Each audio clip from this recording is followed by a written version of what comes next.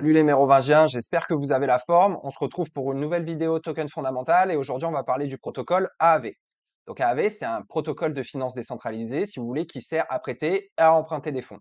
C'est franchement le meilleur système de peer-to-peer qui existe au niveau de l'emprunt. Au final, c'est exactement le même rôle qu'une banque, mais sans besoin justement du tiers de confiance bancaire grâce à la décentralisation de la blockchain. Donc vous avez d'autres protocoles qui fonctionnent aussi très bien, comme Compound, comme CurveDAO, mais aujourd'hui, nous, on va faire un petit focus sur AAV parce que c'est vraiment le mastodonte du secteur. Donc, ça a été créé en 2017 par Stani Kulekov sous le nom d'ETH Lend à la base, avant d'être nommé en 2018 sur le nom d'AAV, qui pour le coup veut dire fantôme en finnois. C'est pour ça que leur logo là, c'est un petit fantôme.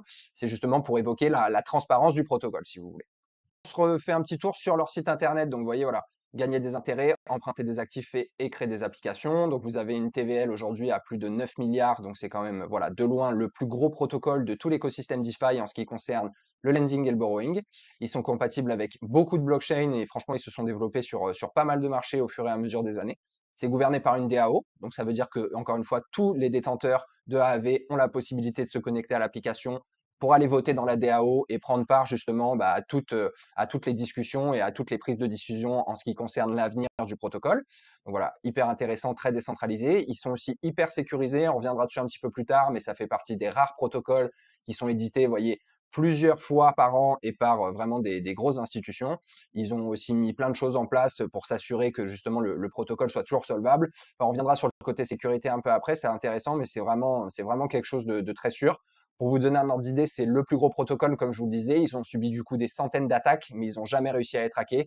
Et franchement, ils ont fait preuve d'une très très grande résilience au fil du temps. Donc c'est vraiment un projet auquel on peut, à notre sens, faire confiance.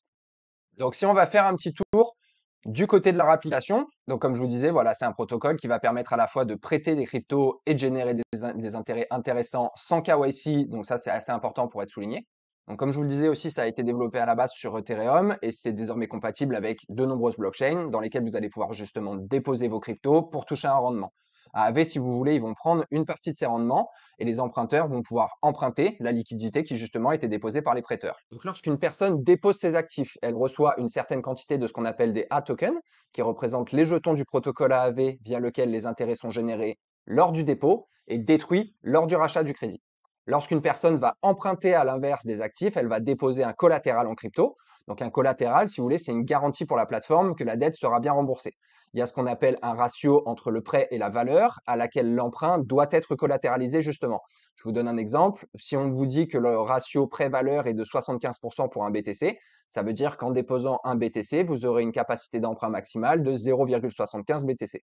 Donc vous avez ensuite ce qui s'appelle un seuil de liquidation qui définit le seuil, si vous voulez, au-delà duquel votre emprunt sera considéré comme sous-collatéralisé et donc sujet à la liquidation. C'est-à-dire que le protocole AAV va justement vendre votre collatéral pour pouvoir couvrir le montant de votre emprunt et pour être sûr justement que le protocole reste solvable et qu'il puisse continuer à générer son activité.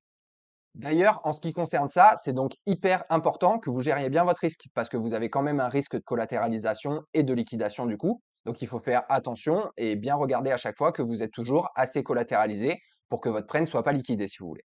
Si on regarde au niveau du prêt, vous avez deux types d'emprunts. Pour le coup, vous avez soit des emprunts à taux fixe ou alors des emprunts à taux variable. Ça va se baser un petit peu sur la loi de l'offre et la demande, c'est-à-dire que si jamais vous avez beaucoup de monde qui désire à cet instant T emprunter telle ou telle crypto, mais que vous avez un nombre de prêteurs qui reste le même, bah forcément le taux d'emprunt va augmenter et vous allez devoir payer plus cher pour emprunter la même quantité de crypto.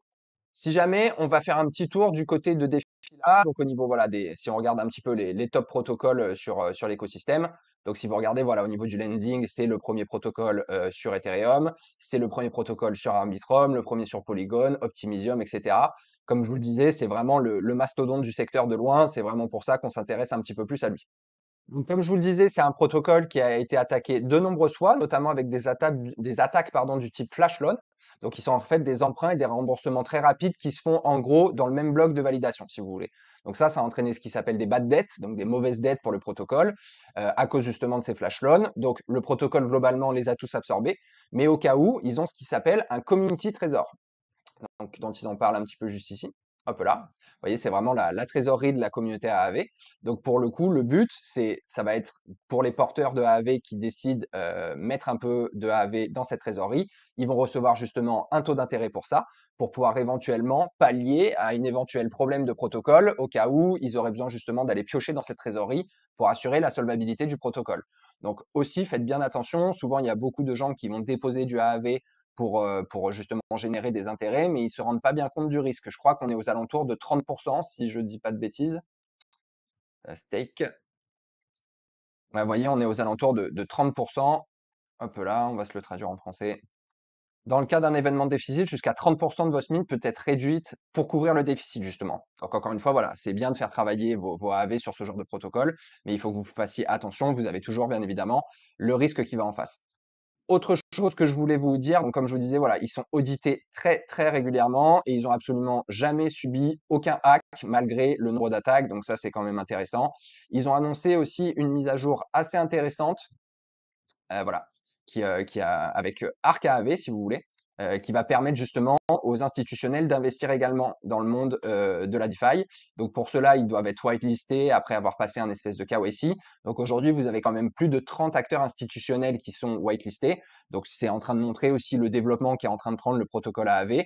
Outre que, entre guillemets, chez le marché du petit retail en crypto-monnaie, vous avez vraiment aussi des institutionnels qui commencent à rentrer dedans. Et c'est aussi pour ça que ça en fait un des mastodontes du système.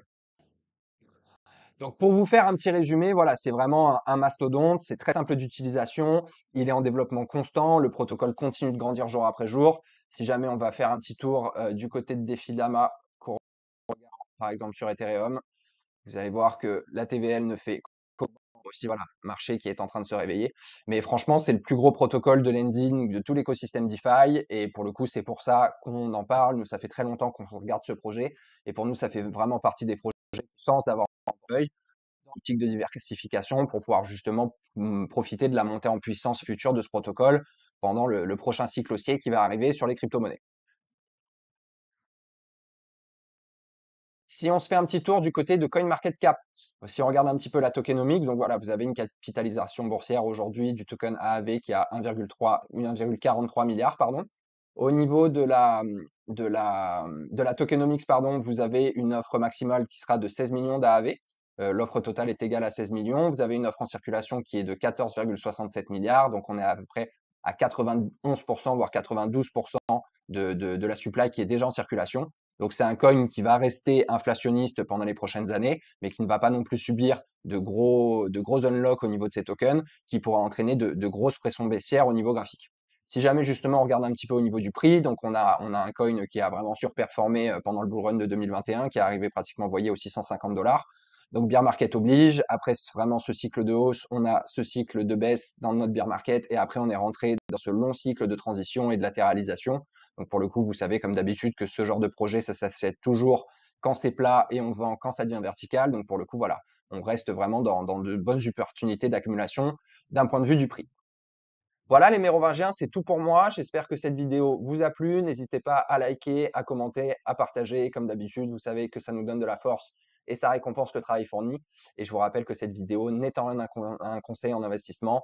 Faites vos propres recherches et n'investissez que ce que vous êtes prêt à perdre. Voilà, on se retrouve bientôt pour une nouvelle vidéo. Prenez soin de vous les mérovingiens. À bientôt.